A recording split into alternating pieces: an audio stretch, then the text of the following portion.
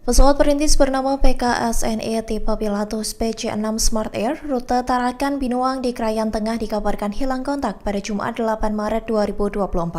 Pesawat tersebut diduga jatuh di tebing gunung wilayah Krayan Tengah, Nunukan, Kalimantan Utara.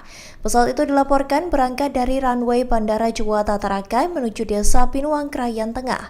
Pesawat tersebut membawa sembako yang masuk dalam program subsidi ongkos angkut atau SOA barang. Kepala Kantor Tim Search and Rescue atau SAR Tarakan, Syahril, mengatakan informasi yang didapatkan dari masyarakat di Krayan ada yang sempat mendengar suara dentuman. Diduga suara itu merupakan lokasi jatuhnya pesawat tersebut hingga masyarakat setempat sudah bergerak ke lokasi. Akan tetapi, Syahril mengatakan pihaknya belum bisa mengupdate hasil dari pencarian oleh warga setempat. Pihak SAR kini sudah berkoordinasi dengan pihak TNI dan Polri untuk berusaha mencari koordinat jatuhnya pesawat tersebut. Hal yang sama juga dikatakan oleh Kapolsek Krayan Selatan Ibda Andi Irwan.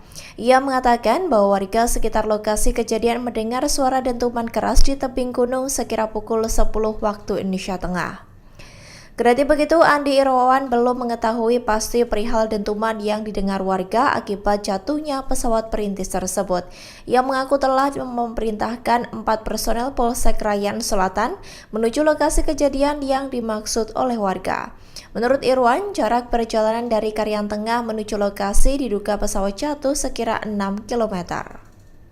Download Tribun X sekarang, menghadirkan lokal menjadi Indonesia.